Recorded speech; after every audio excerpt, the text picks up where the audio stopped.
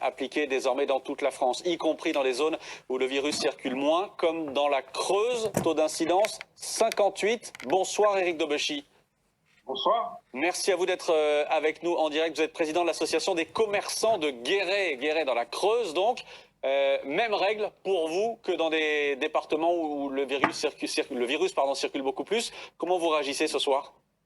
On est très étonné d'abord que les mesures territoriales soient abandonnées parce qu'on pense que c'était une bonne manière de résoudre les problèmes et d'adapter la situation localement.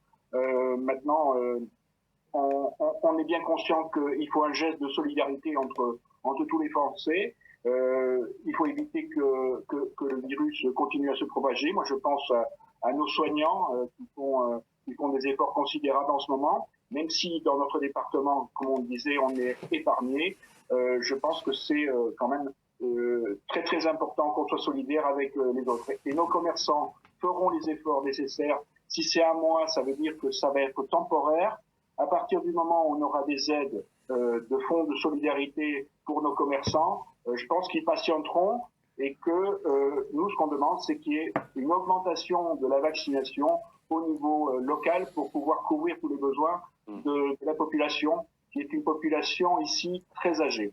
C'est voilà. le fait que le président ait donné cet horizon de réouverture possible à la mi-mai qui fait que les mesures annoncées ce soir sont plus acceptables d'une certaine manière? Oui, mais pour partie, parce que vous savez, on en est au 3e confinement, et donc les commerçants se sont adaptés, ils se sont équipés au niveau numérique, etc. Donc ils vont, je pense, le prendre d'une manière...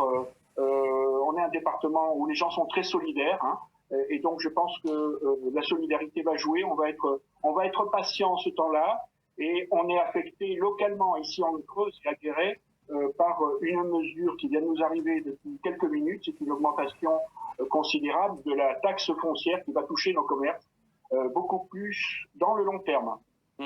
Le gouvernement, le président a précisé ce soir évidemment que les aides vont être allouées aux magasins notamment qui vont fermer administrativement. Il y a 150 000, je vais y arriver, magasins qui vont fermer à cause des nouvelles règles. Ces aides-là, le fonds de solidarité, le chômage partiel, elles sont déterminantes pour des magasins comme les vôtres? Ah, tout à fait. Tout à fait, on l'a bien vu lors des précédents confinements. Sans ces aides, ici, on serait une ville désertique au niveau commerce. Je pense que on n'a pas eu d'impact considérable parce que ça a fait un amortisseur, ces aides. Merci beaucoup. Merci Éric Dobechy d'avoir été en direct avec nous. 11 milliards.